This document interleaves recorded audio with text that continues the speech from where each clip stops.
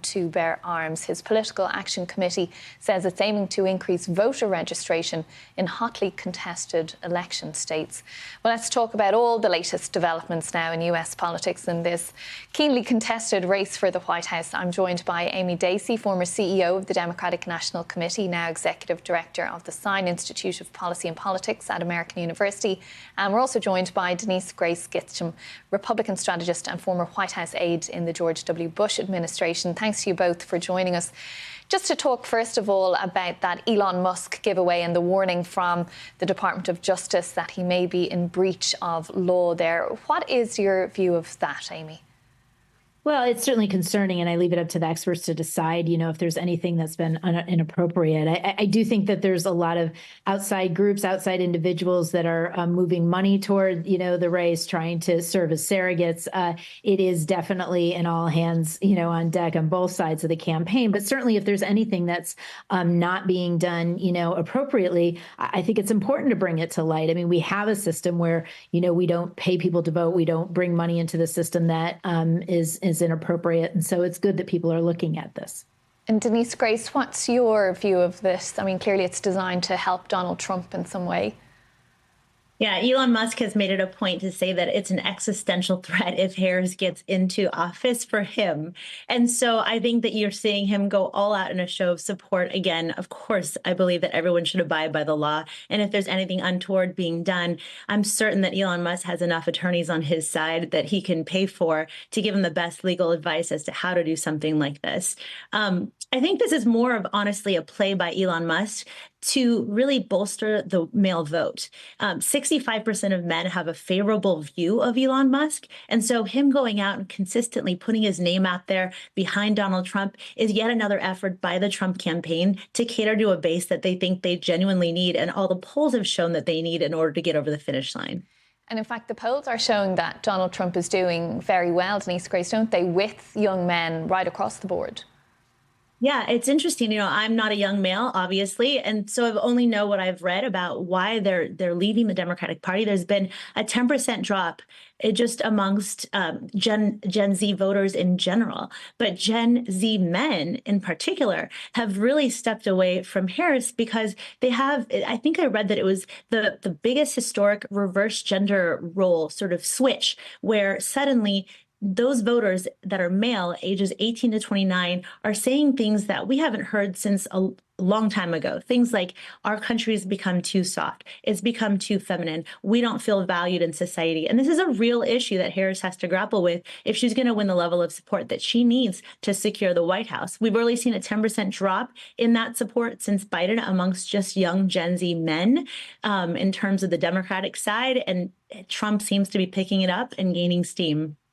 Amy, what does Kamala Harris and her campaign need to do to win back those young men, or do they have enough women to get over the line?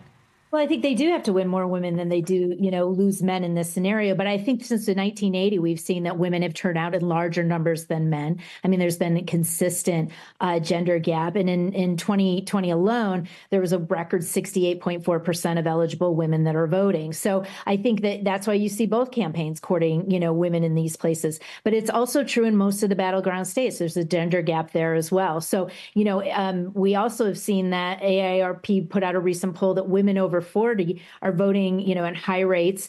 63 million of women over the age of 50, 97% say they will vote, and they're shifting toward Harris. So it's certainly, that gender gap could have a lot to play as well. There's a woman on the ticket. Abortion is a really big issue, for this. And there's also an opportunity for Harris to cut into college, non-college educated women that Trump had, an advantage of in 2020. But there's an opportunity there for her there as well. So I think that's why you see a lot of, talk to women. But both of this, for both these cases, both young men and both women, we can't treat them as a monolith either. We can talk about shifts and whatnot, but these candidates are going to have to go and talk to these individuals in these voting blocks. And really, that's why we have slim margins in these battleground states. Of course, and every voter is an individual, as you say. I want to ask you both about the remarks we heard today in that New York Times interview with Donald Trump's longest serving chief of staff, have the four-star general John Kelly, and he said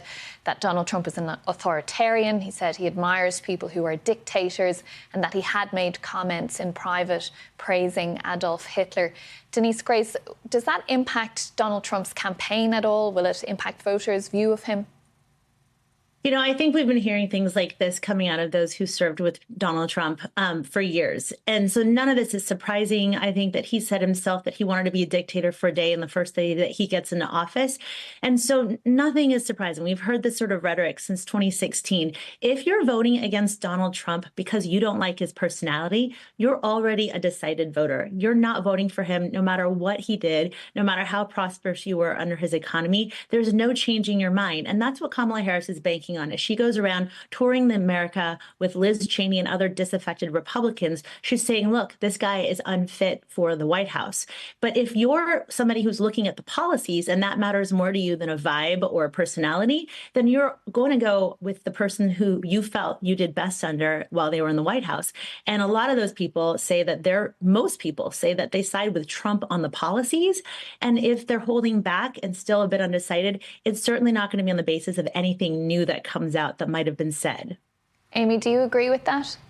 I would, there's definitely disagreement, for me there on some points, because I do think people do vote, and are looking, as a lot of these undecided voters are looking at leadership styles. They certainly are not happy with the rhetoric that they've been seeing coming out of the Trump-Vance campaign. And even some polling that we've done at the Sign Institute to go back to those young voters are saying that this discord is not something that they're attracted to. They want to see people working together. They don't want to see this divisiveness. So I do think it can have an impact, especially when you're talking about who's going to lead us into the next 4 years. Sure, policy comes into play, but I definitely think as well, if you're deciding through your disdain for Trump or some of the policy issues, it can have a factor for some of these voters, and everything does matter in these slim margins in these 7 battleground states. Indeed, and just a few more days to go. As always, thanks so much to you both, Amy Dacey and Denise Grace Gitsham, for joining us here on BBC News. Thank you.